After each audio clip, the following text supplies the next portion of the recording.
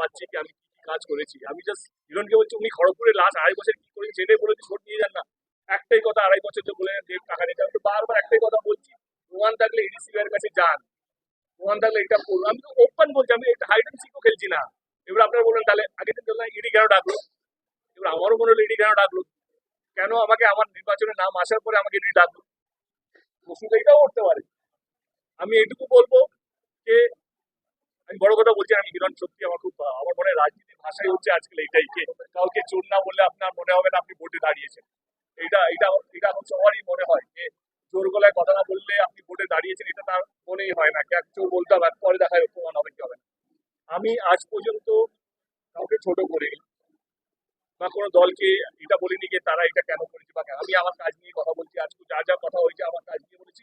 আমি একবারও বলিনি যে কেন হিরণ টিএমসি ছেড়ে বিজেপি দেখেছে আবার টিএমসি তে এসেছিল, আমি একবারও বলতে চাইছি না। আমার তার ব্যক্তিগত ব্যাপার, সে তো ম্যাচিওর একটা মানুষ, সে তো জানে কি করছি।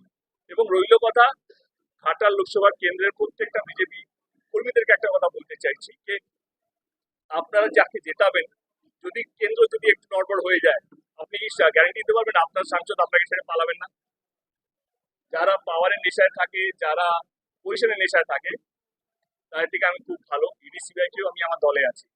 আমি গাদ্দার নই, আমি আমার দলে হাত ছাড়িনি, এখনো দলে হাত শক্ত করে ধরে আছি, এখনো চেষ্টা করছি যে কিভাবে দল জেতে।